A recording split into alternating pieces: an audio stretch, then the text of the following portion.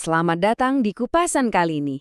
Oke, hari ini kita bakal bahas sesuatu yang keren banget. Gimana caranya? Limbah pertanian biasa, limbah biasa, bisa diubah jadi alat super canggih buat mecahin kasus kejahatan sekaligus membersihkan lingkungan. Keren kan? Langsung aja kita mulai. Coba tebak, apa hubungannya nanas sama TKP? Kedengarannya kayak teka-teki ya. Tapi ternyata ada terobosan ilmiah yang luar biasa dari Afrika Selatan yang benar-benar nyambungin dua hal ini. Dan caranya, wah di luar dugaan banget.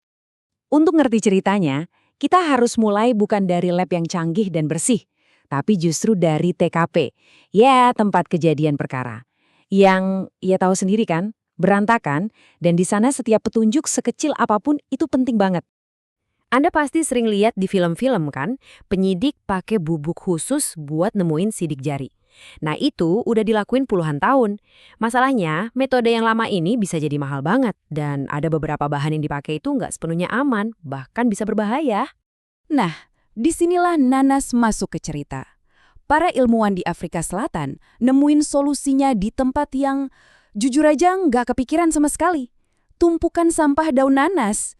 Jadi mereka ini ngambil limbah daun nanas dan ngubahnya jadi bubuk nano berteknologi tinggi. Hasilnya, alat baru buat ngambil sidik jari yang bukan cuma efektif, tapi juga murah banget dan yang paling penting, ramah lingkungan.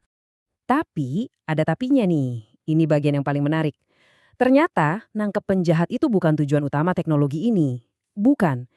Penggunaan di dunia forensik ini sebenarnya cuma bonus keren dari sebuah inovasi yang tujuannya buat nyelesain masalah yang jauh lebih besar. Masalah lingkungan.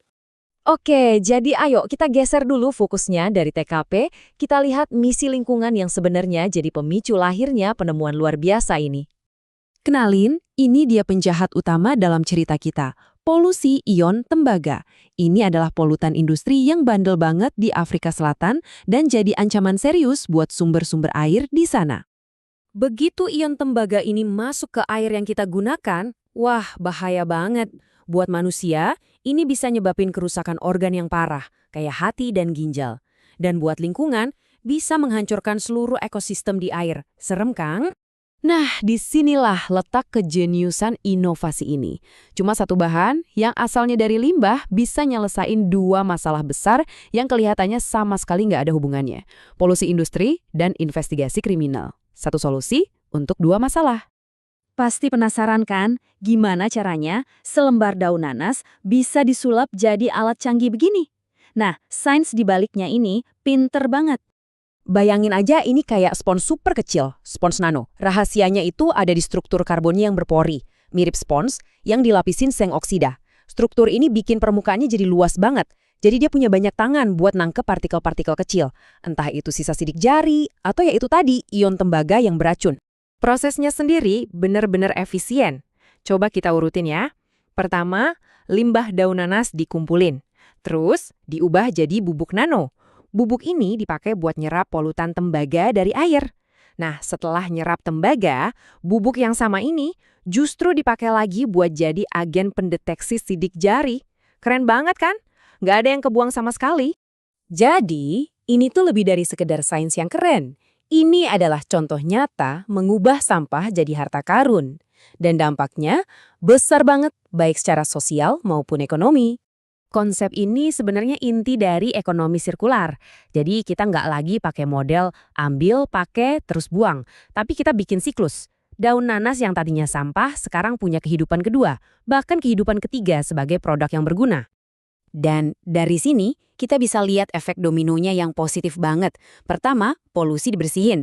Kedua, produk berharga tercipta dari sampah. Ketiga, pemerintah jadi hemat biaya pemurnian air. Dan ujung-ujungnya, ini juga bantu ngejaga keamanan kita semua. Satu langkah memicu manfaat berikutnya, berantai. Jadi, pada akhirnya, ini bukan cuma soal ngilangin racun dari air loh.